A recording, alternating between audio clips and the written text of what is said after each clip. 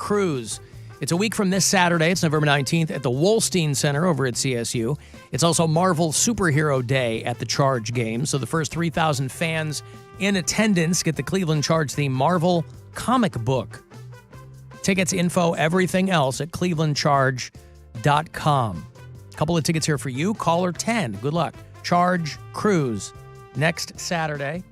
216-578-1007 or 800-348-1007. Welcome to the Rock and Roll Hall of Fame. Forget the Rock Hall. When does Poundcake go into the Country Hall of Fame? My truck, my beer, my guns. It's the Alan Cox Show on 100.7 WMMS.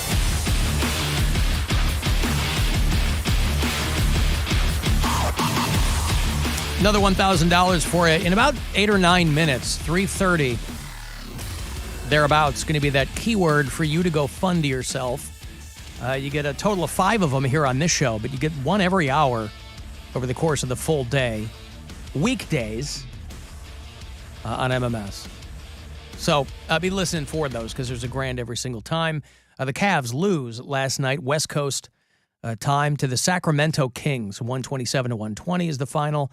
They're off tonight, and then they return tomorrow night in Oakland to play the Warriors at 10 o'clock here on MMS. They are back home Sunday afternoon for a 6 o'clock tip-off against the Timberwolves. And then they get right back on the road. They go to Milwaukee to play the Bucks, who I think are at the very top of the standings right now. Yeah. I don't even know if the Bucks have lost a game. They've lost at least one. At least one. Okay, there you go. So that's what your Cavs situation looks like. Head coach FP Quarterkick has been accusing the team of playing arrogant basketball. He says that the Cavs are starting to develop bad habits, and he needs to call them out on it. Got to get back in that win column. He's upset that they lost to the Kings. Yeah, he should be. They shouldn't have. They shouldn't have lost to the Clippers. Mm-hmm. So he said these guys need to be playing at a certain standard. He accused them of not coming out and playing the game purposefully. We can't play arrogant basketball, is what he says. So the Kings haven't made the playoffs since the Bush administration. I love when people compare things in terms of who was president. I mean, Bush. 16 years. It's been a long time. Right. George W., not H.W. But Cavs are in second place, I think. Yeah. So anyway, he says, I don't want guys out here being selfish. Need to remember who we are. Remember who you are. That's right. Wakanda forever. Wakanda forever. You need to hashtag let them know. Let them know. Hashtag let them know that you're out there playing unselfishly. How was Black Panther Wakanda Forever? It was good. You went to the screening last night? Yeah, I went to the screening last night. Is it long? It is long. That is it is a long movie. Okay. How long are we talking? I want to say 2.5, felt like. But that's kind of standard for a Marvel movie. For Marvel movies now, that's kind of standard. And it was good. And so this you can probably pick up from the trailer. The guy that plays Namor, he probably would be, as far as Marvel bodies go, he was a little thicker than most guys. Oh, yeah? Yeah. All right. Have you seen the trailer for it? Yes. Yeah. See, I'm used to thinking of the Submariner from the comic books, who kind of looks like, he's a white dude. Mm-hmm. And this guy is a New Zealand actor, I think. Yeah, but he's playing like a Mayan dude. So like Central American. Okay. But it was good. It was interesting because they had to abandon some of the tropes that they use in these movies, because you don't start the movie starts with the Black Panther being dead. Mm-hmm. So you don't have a clear mission or direction or anything like that. And I think they do a good job of making this a movie that wasn't super predictable. Okay. It was, there's a lot of great action. It's very female heavy. Like the main characters are mostly female. Mm-hmm. I mean, I would say all the main characters, everyone else other than the bad guy and you got some side characters, but I mean, it's Shuri's story, and Angela Bassett looks awesome. She's so hot still. It was good, and I don't want to give things away, but it was interesting how they got to some points. I did have some problems with the final battle. It just seemed that's when it got kind of like traditional Marvel movie, where it's like, here's the big battle, here's where it's going to be set, and it's going to be just a bunch of stuff flying around getting shot. And well, they say that up. when we were giving away passes, what did I say? That it was the last film in this phase of Marvel movies or something. So get some Julia Louis-Dreyfus in it. Oh yeah, she's the Contessa or whatever. Yeah. Oh, good. Some of her. She showed up in. The girl that plays Riri Williams is great. Oh boy. And you heard a lot of reports about the girl that played Shuri and what a pain in the ass she was. She's a fantastic. She was like an anti-vaxxer or something. Yeah. But she is a great actress. Well, that's all they need her for. Yeah, I really enjoy her in this movie. Yeah, Julia Louis-Dreyfus showed up, I think, in the Captain America Falcon Disney show. Yeah. She pops up, and now she's in the MCU. Mm-hmm. Oh, she looks great. I'll go see it just for that. I don't want to sit there for no 2.5 hours watching Black Panther. Well, you won't. Because I don't want it to Panther's feel in it for about 20 minutes. You what? Oh, for about 20 minutes. Yeah. I don't want to feel like it's Wakanda forever. I just want to, Again, I wasn't even for 2.5 hours. Yeah, I wasn't even that jazzed to go see the first Black Panther, but then it's so good. Yeah. But you go, oh my God, what was I like waiting around for? This one's really good too. But Chadwick Boseman's awesome, and now Yeah. he's not around. So It's a good movie, and yeah, overall I would give it probably a 7.5 out of 10. it was a packed out screening. Yeah. Okay. Yeah, I had my seat saved with my name on it. Sure. Going with my movie squad. Yeah. It's a good time. That media section. Yep. That's nice. Thanks, Marty, for hooking it up. That's my guy. That's my contact. You got a contact there for the movies. All right. Yeah, they just email me directly and go, we'd love to have you here. You're Hey, the biggest we're gonna- star that shows up to these things. We need it. We need some extra wattage in this cottage. Mm-hmm. We need a star to show up. They can't just be on the screen. They got to be in the theater. There's got to be, when we do a screening, we need people, because what always happens before when you're waiting for the movie to start. People looking around. Mhm. Hey, who's here? Who's back here? And they turn around, Especially those screenings, yeah. and there's Bill Squire. Were there any other local luminaries that were there? I mean, Justin Bibb show up? I didn't see him. I didn't see. Sometimes I'll run into some people that I know. I've run into some people, Sam Allard from Cleveland Scene. Oh, and yeah. A few other people, but didn't see anybody this time. Frank Jackson? He's got a lot of time in his No hands. Frank huh? Jackson. He didn't No, show I up? didn't see him. Cleveland is perceived to be the butthole of the world sometime, right? But I enjoyed the movie, and I think it's going to do really well. And again, a really difficult task to make a sequel under those circumstances. And I think they When did a your good star job. dies. When your star dies. Yeah. Like, how do you handle it? And I think they did a good job of handling it and making it still like a very compelling, very emotional film too. Okay. Well, yeah, I don't. Like, almost. Did you cry? No, I didn't cry. Oh. But it was, there were moments where you're like, oh, this is a bummer. This is emotional. Okay. That Riri Williams, though, I'm excited for that Ironheart series. Who's Riri Williams? So in the comics, she's basically the heir to the Stark tech. Like she's the same level of genius as Tony Stark. She's from an alternate Earth. Is she? Yeah. Well, in this one, she was going to school in Boston Okay. at MIT. Okay. And they didn't get into Well, her there you go. alternate Earth. Uh-huh. But she could be, because we've had a lot of that happen in the MCU now. See, this is where they're going to start having a real hard time, because they've blown through all of the primary characters. Mhm. When you're going to do 5 or 6 phases of movies, you're going to see diminishing returns, because the vast majority of people going to see these movies have no idea who Ironheart is. Most So people- between Disney Plus and the movies, they're really scraping for characters to introduce into these things, because they're like, we've got the IP, we got to do something with them.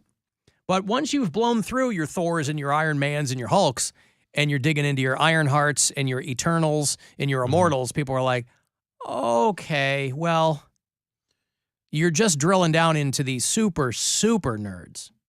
Right, but if you can make those characters and build them up the way they've done with characters that weren't that popular, like Guardians of the Galaxy was never a marquee comic, Right. but they were able to make it a household name because those movies were fun. So it's all about how you present them. Yeah, that's So, true. you know, you got characters that you can still kind of bank on. You got a new Captain America, and that's going to always be controversial because he's black. So you have that. You don't know that? No, I'm just saying the rest of Anthony Mackie. Yeah. I Anthony can't Mackie. believe he's black. I don't want to see it now. Oh, believe me, there's a lot of people. Can people openly say that? Like, because they have to make up, or do they make up an excuse of why they can't see it? Like, oh, Marvel's just gone downhill. I No, don't those wanna people see are it. never trying to be subtle. Are they? No. Do they literally say they have to make everything black? I don't want to go see it.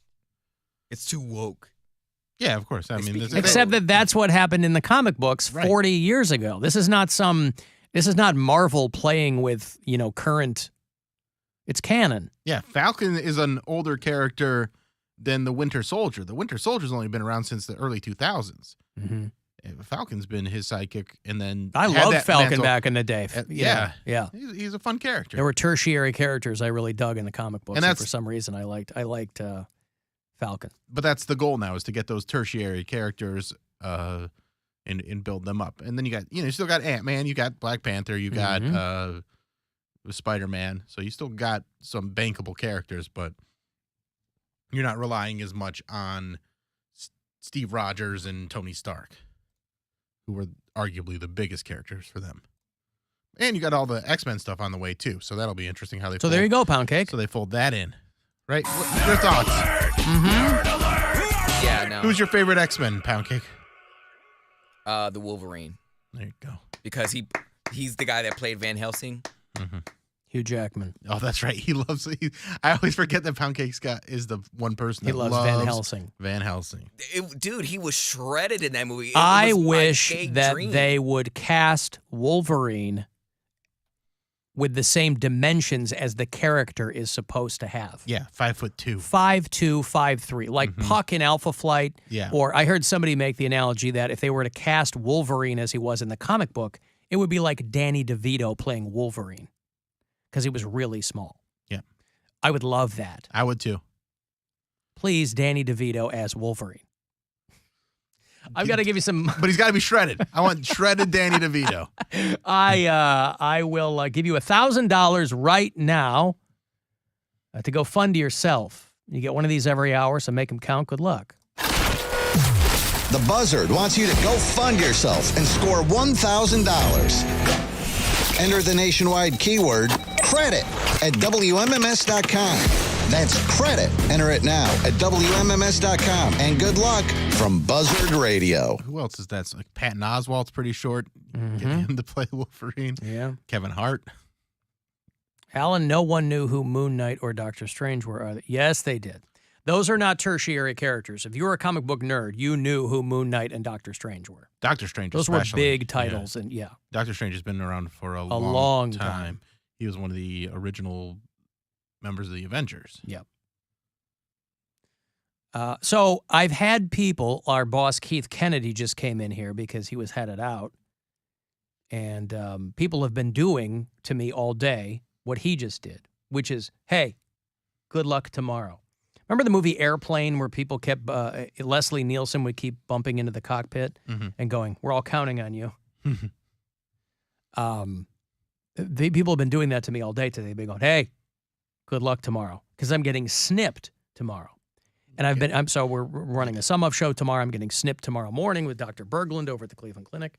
And your balls are not being removed. Nope. Gab Cruz very earnestly asked what that procedure entailed, and I guess she thought that they just lopped my testicles right off my body. Because that's what happened to her dog, Blues Cruise. Right.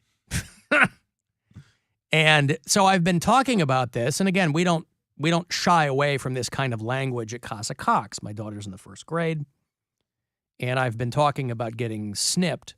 now for a couple of weeks. And she has a vague idea of what that is. My mother-in-law was over for dinner last night. And so when Gwen and her mom are in the other room, Nora comes to me and says, I want to ask you a question about tomorrow. And anytime she drops her voice down, I start recording on my phone because I don't know what's coming, but it could be gold, it could be nothing. She goes, and so she's being kind of a little timid about it. And she goes, I want to ask you about tomorrow. And I said, okay, this is what she asked me. Is getting snipped on your cojones? Right. Is getting snipped on your cojones? And I said, yes, it is. She's so proper, It yet so precisely on my cojones. She sounds, I mean, I haven't seen Nora in a long time, but she sounds so grown up now. We just had her parent-teacher conference this morning, and the teacher basically looks at us and goes, anything I could tell you, you already know about your child. And, she's very developed so far. Very smart as a whip. Yeah, she is. Can we have that again? Yeah, because it was funny because we went into the other room and she goes, I want to ask you a question about tomorrow. And apparently she didn't feel comfortable asking it around Gwen or her grandmother. So she comes over. I go, yeah, sure. Yeah, right. Is getting snipped on your cojones?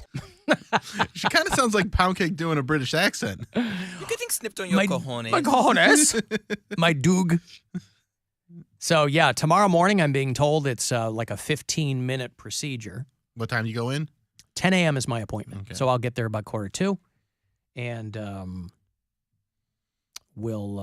and again, I people keep asking me if I'm nervous because people love telling me botched vasectomy stories.